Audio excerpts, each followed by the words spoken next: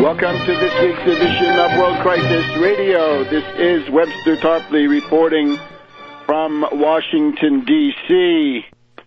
Our theme, from Sarajevo to Torres, Sarajevo to the MH17 Malaysian airliner, from Sarajevo to Donetsk, Lugansk, the parallels and the dangers, right? This is the method of historical analysis recommended by Confucius in the Analects, by Machiavelli, and by others. I hesitate to put Arnold Toynbee with these two great people that I've just cited, but he also recommended it, right? Have one eye on the past, maybe on classical civilization or some relevant past, and one eye on the present, and you can understand so much more. And it's not a matter of analogies. It's simply a matter of heurism, right? Things that get you to think and have better understanding. So, on the one hand, we're in the midst of this wholly artificial crisis around the Malaysian airliner, with lunatic attempts to exploit this, and in particular the attempt to transform the funeral of these poor victims of power politics and geopolitics, to try to transform them into the symbols of a new European war. That was especially strong on CNN this week, the funeral coverage by Wolf Blitzer, but in particular by the former CIA asset Anderson Cooper and the lunatic propagandist Richard Quest. Both of them got the Goebbels Prize, but the competition for the Goebbels Prize is extremely intense this week, this month, as is indeed the competition for the Ribbentrop Prize. Although Kerry seems to be in the lead, Fabius is trying to overtake him, and we have other contenders as well.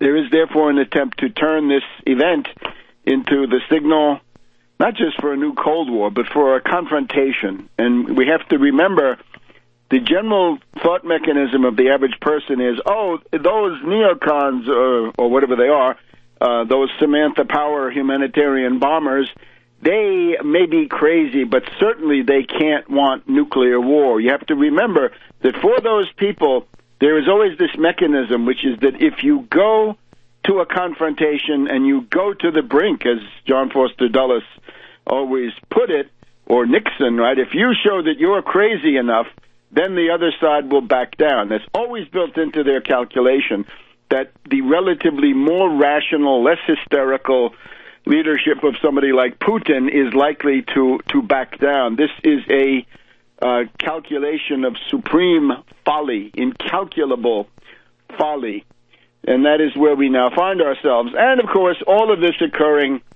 at the 100th anniversary now of the outbreak of World War I. We're recording on the afternoon of July 25th, 2014, and we're headed now towards the first declaration of war, which occurred on the 28th of July. This was Count Berchtold and Konrad von Hötzendorf, the Austrian military leader, declaring war on Serbia.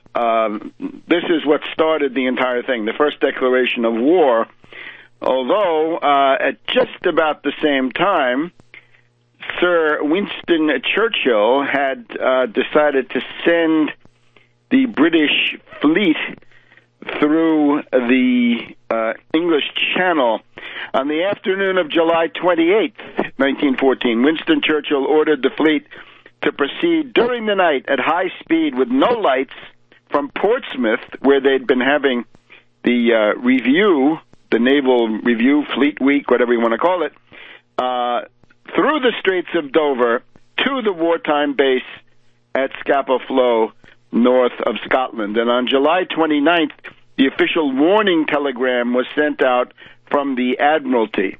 So therefore, we had Serbia mobilizing on July 25th, today, 100 years ago, and then Great Britain mobilizing the fleet on the 28th, followed then by Russia, Austria, France, and Germany all mobilizing. And this question of mobilization, of course, mobilization in those days was war. That was the only way to understand it, especially if it was the Russian mobilization upon which everything else depended. Mobilization was a war. No way around it. So we're going through these anniversaries right now. We'll get back to this in a minute. But let's look at the situation in the world, right? First of all, we've got the Gaza atrocities by the Israelis have correctly excited the animosity of the universe, and it started with the 4 Palestinian kids getting rocketed on a beach as they were playing and others injured, and now overnight we've had 20 people, many children, killed in a United Nations school in Gaza. And this morning, the word in the Washington Post, I won't go through any quotations from this, but we have Michael Oren, the former Israeli ambassador to Washington, who's been working as a spokes for these atrocities. He says the world has to stand aside while the Israelis crush Hamas.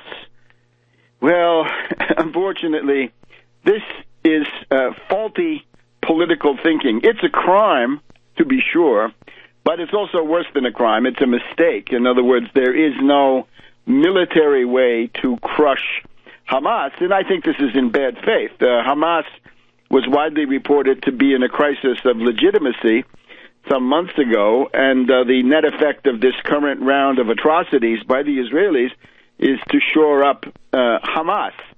And naturally, I'm a big critic of Hamas because they were backing Morsi in Egypt. There is good reason to believe that Hamas was at least complicit in sending terrorists into the northern Sinai.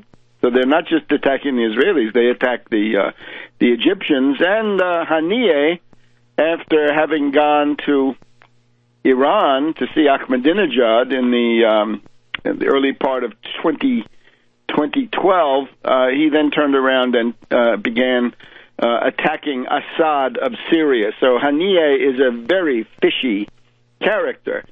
But we've got to set aside the problems of Hamas, right? We know that this organization was in effect created by Ariel Sharon. It was designed to be a counterweight to split the Palestinians against the PLO. But now we've got to think about all these people, right? So it's about 800 Palestinian dead, and this is now it's going at about 20 to 1 from the casualties on the Israeli side, approximately 40, and on the Palestinian side, about 800. So 20 to 1. Still not good for the Israelis, right? In the long run, that's more damaging to them demographically than it is to the Palestinians. But what horrible calculations are these? I would say, obviously, Netanyahu is a madman. Netanyahu cannot be tolerated by the world.